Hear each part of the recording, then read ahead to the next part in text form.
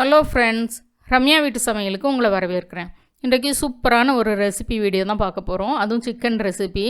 இது எதுக்கெல்லாம் சூப்பராக இருக்கும் அப்படின்னு பார்த்திங்கன்னா, பீஸா பண்ணுறதுக்கு, பர்கரில் ஸ்டஃப் பண்ணுறதுக்கு, சாண்ட்விச்சில் பண்ணுறதுக்கு, அதே மாதிரி பாஸ்தா பண்ணுறதுக்கு, இதுக்கெல்லாம் இந்த சிக்கன் ரெசிபி சூப்பராக இருக்கும். ரொம்ப ரொம்ப சிம்பிளான ஒரு ரெசிபி தான். வாங்க இந்த ரெசிபி எப்படி செய்யலான்றதை பார்க்கலாம். இதுக்கு நான் ஒரு 300 கிராம் சிக்கனை, போன்லெஸ் சிக்கன் எடுத்து நல்ல பொடிசாக கட் பண்ணியிருக்கிறேன். மேக்ஸிமம் எவ்வளோ பொடிசாக நீங்கள் கட் பண்ண முடியுமோ அவ்வளோ பொடிசாக கட் பண்ணிக்கோங்க. அப்படின்னா தான், ஏன்னா அரைக்கக்கூடாது, இந்த மாதிரி கட் பண்ணி தான் எடுத்து வச்சுக்கோங்க. பேனில் நான் ஒரு 3 டேபிள் ஸ்பூன் எண்ணெய் சேர்த்துருக்குறேன். இப்போ நம்ம கட் பண்ணி வச்சுருக்கிற சிக்கன் எல்லாத்தையும் அதில் சேர்த்துடலாம்.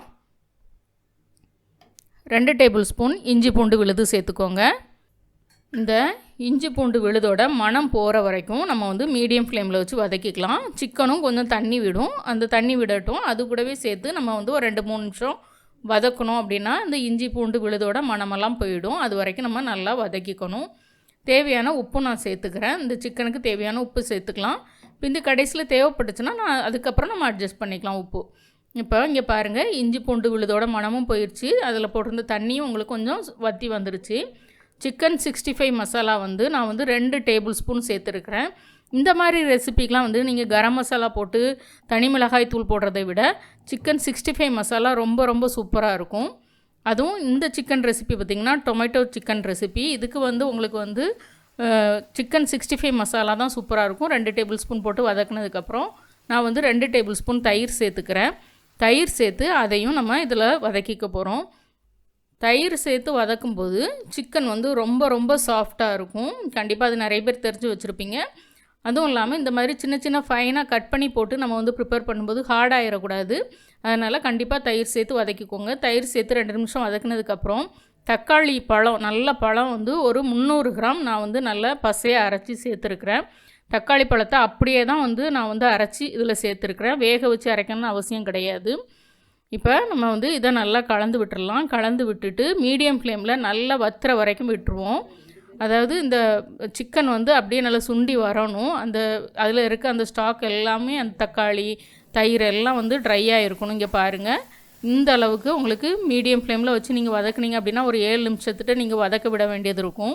இதனால் சிக்கன் ஹார்ட் ஆகாது. இங்கே பாருங்கள், சூப்பராக ரெடி ஆகிட்டு இந்தளவுக்கு தண்ணியெல்லாம் பிரிஞ்சு வந்ததுக்கப்புறம் நம்ம 2 டேபிள் ஸ்பூன் சில்லி ஃப்ளேக்ஸ் போட்டுக்கிறேன். அதாவது ஒரு 10 காஞ்ச மிளகாவை குறப்பாக பொடிச்சிட்டு நான் சேர்த்துருக்குறேன். லைட்டாக சூடு ஏற வறுத்துக்கிட்டிங்கன்னா நல்லா பொடி பண்ண உங்களுக்கு வரும். ரொம்ப பவுடராகிடக்கூடாது, ஃப்ளேக்ஸ் மாதிரி தான் இருக்கணும். அந்த ஸ்டேஜில் நீங்கள் பொடி பண்ணி சேர்த்துட்டு இதை இன்னொரு 3-4 நிமிஷம் நல்லா வதக்கிக்கோங்க. அதில் இருக்க ஈரப்பதம் எல்லாம் போகணும். அப்படின்னா தான் நம்ம சாண்ட்விச், பர்கர் இதிலெல்லாம் ஸ்டஃப் பண்ணுறது கரெக்டாக இருக்கும். இப்போ நான் 1 டேபிள் ஸ்பூன் அளவுக்கு வெண்ணெய் சேர்த்துக்கிறேன், அதாவது பட்டர் சேர்த்துருக்கிறேன். பட்டர் சேர்த்திங்கன்னா அந்த மனம் இன்னும் சூப்பராக இருக்கும் இந்த மாதிரி ரெசிபிக்கெலாம். நான் பாஸ்தாவுக்கும் பீஸாவுக்கும் தான் நான் இதை ப்ரிப்பேர் பண்ணிகிட்ருக்கிறேன். பாஸ்தா ரெசிப்பியும் பீஸா ரெசிப்பியும் உங்களுக்கு அடுத்தடுத்து நான் கொடுக்குறேன். இந்த சிக்கன் போட்டு செய்த பாஸ்தா ரெசிப்பியும் பீஸா ரெசிப்பியும் உங்களுக்கு நான் அடுத்தடுத்து வர்ற வீடியோவில் நான் கொடுக்குறேன். கண்டிப்பாக ஈவினிங் ஸ்நாக்ஸுக்கெலாம் குழந்தைங்களுக்கு செஞ்சு கொடுக்குறதுக்கு உங்களுக்கு நல்லாயிருக்கும். அதுவும் இல்லாமல் டின்னருக்கு நீங்கள் ப்ரிப்பேர் பண்ணி கொடுக்கலாம். இல்லை லஞ்ச் பாக்ஸுக்கு நீங்கள் ஒரு சாண்ட்விச் தான் ரெடி பண்ணி கொடுக்குறீங்கன்னா இந்த மாதிரி சிக்கன்லாம் ரெடி பண்ணும்போது ரொம்ப ரொம்ப சிம்பிள். செஞ்சுட்டு நம்ம அடுப்பில் போட்டுட்டோம் அப்படின்னா அது பாட்டுக்கு சுண்டிக்கிட்டே இருக்கும். பக்கத்துலேருந்து லைட்டாக கலரி தான் விட வேண்டியது இருக்கும். அடுத்து இன்னொரு வேலையை நம்ம பார்த்துக்கிட்டு இருக்கலாம். அதுக்கப்புறம் ஈவினிங் ஸ்நாக்ஸுக்கு நீங்கள் 2 ஸ்லைஸ் ப்ரெட் இருந்தால் போதும். நீங்கள் தாராளமாக பசங்களுக்கு நீங்கள் வச்சு கொடுக்கலாம். இங்கே பாருங்கள், சூப்பராக டொமேட்டோ சிக்கன் ரெசிபி நமக்கு ரெடி ஆகிட்டு. கண்டிப்பாக வீட்டில் ட்ரை பண்ணி பாருங்கள். நான் சொன்ன மாதிரி பீஸா, பர்கர், பாஸ்தா இது எல்லாத்துக்குமே, சாண்ட்விச், அதே போல் சிக்கன் ரோல், இது எல்லாத்துக்கும் இந்த சிக்கன் ரெசிபி சூப்பராக இருக்கும். கொஞ்சமாக வெஜிடபிள்ஸ் வைக்கனா கூட இது கூட சேர்த்து நம்ம வச்சு சிக்கன் ரோல்லாம் நம்ம பண்ணி கொடுக்கலாம். கண்டிப்பாக ட்ரை பண்ணி பாருங்கள். பார்த்துட்டு ரம்யா வீட்டு சமையலுக்கு சப்ஸ்கிரைப் பண்ணுங்கள், லைக் பண்ணுங்கள், ஷேர் பண்ணுங்கள். வீட்டில் சமைச்சு சாப்பிடுங்க, வீணாக்காமல் சாப்பிடுங்க. மீண்டும் புது வீடியோவில் சந்திக்கலாம். பாய்.